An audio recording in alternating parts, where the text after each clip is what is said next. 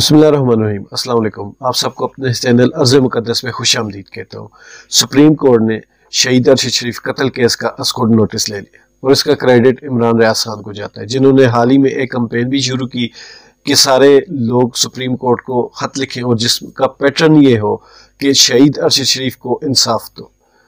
اس پہ پورے پاکستان سے لوگوں نے رسپانس دیا، پورے پاکستان سے لوگوں نے خط سپریم کورٹ کو لکھے، اور یہ پاکستان کی تاریخ کا شاید کوئی پہلا ایک ایسا ایونٹ ہوگا جس میں اتنے زیادہ خطوط سپریم کورٹ کو آئے۔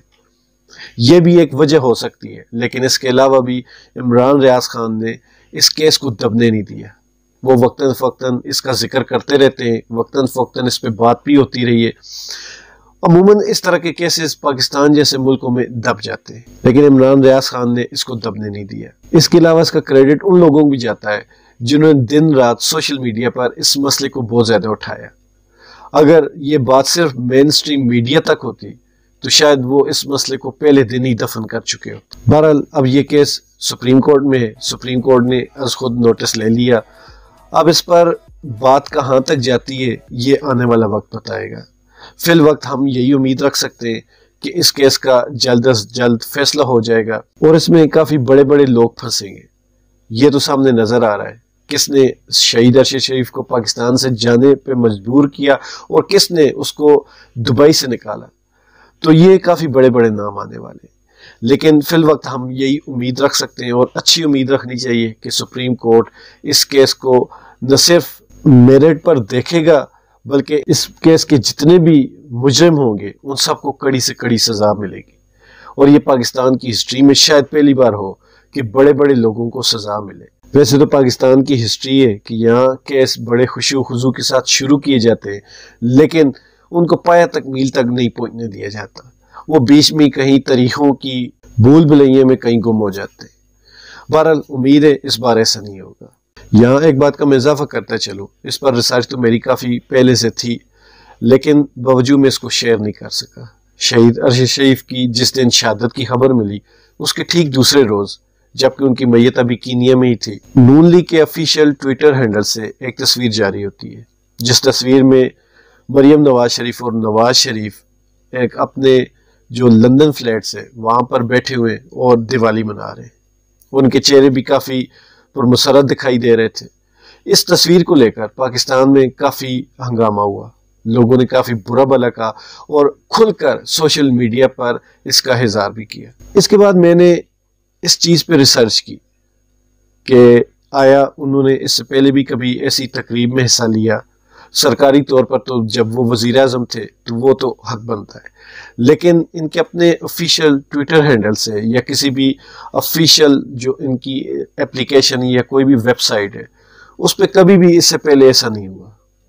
ایک بار ٹویٹر پہ انہوں نے مبارکباد کا میسج دیا تھا ہندو برادری کو، لیکن وہ بھی صرف ایک ٹویٹر کی ایک لائن تھی۔ اس طرح باقاعدہ کیک کاٹنا اور خوشیاں منانا اس سے پہلے کبھی بھی نہیں ہوا۔ اگر اس سے پہلے یہ چیز نہیں مل سکتی، آپ میں سے کسی بھائی کے پاس ہو کوئی انفارمیشن تو مجھے ضرور بتائیے گا، لیکن جہاں تک میں نے اس کی ریسرچ کی، اس سے پہلے انہوں نے انڈیویجولی مطلب کہ اپنی ذاتی طور پر کبھی بھی ایسا دیوالی کا کیک نہیں کاٹا۔ تو اگر اس سے پہلے انہوں نے کبھی بھی ایسا کیک نہیں کاٹا، اس طرح خوشیاں نہیں منائی، اس طرح کا اہتمام نہیں کیا، تو پھر لازمی بات ہے وہ اس دیوالی میں اپنی خوشیوں کو کور کر رہے تھے، اور ان کی جو خوشیاں تھی وہ پوری دنیا جانتی۔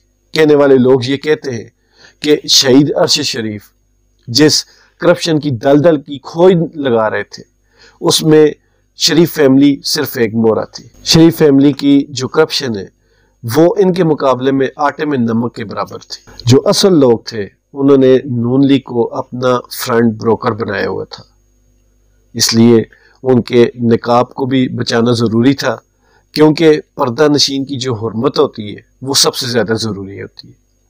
جب پردہ اتر جائے تو آپ کا سارا روب دبدبہ ختم ہو جاتا ہے۔ آپ کی اصل طاقت آپ کے پردے میں ہوتی ہے، طاقت وہی ہوتی ہے جو چھپی ہوئی ہوتی ہے۔ اس لیے پورے پاکستان کے جتنے بھی بدنام زمانہ لوگ تھے وہ سارے کے سارے اس پردہ نشین کو چھپانے میں جٹ گئے، لہذا سب کے اتفاق سے اور مل ملا کر بڑی صفائی سے بلکہ دیدہ دلیری سے ارشد شریف کو راستے سے ہٹا دیے گئے۔ ان کو اتنی امید تھی کہ یہ سلطنت ہماری ہے، کوئی ہمارے سامنے بولنے والا نہیں، لیکن لوگوں نے بول کے دکھایا، لوگوں نے ان کی آنکھوں میں آنکھیں ڈال کر بتایا، لوگوں نے ان کے ڈر کو دور پھینک کر بتایا کہ وہ کون تھا، وہ کون ہے اور وہ کیسا ہے۔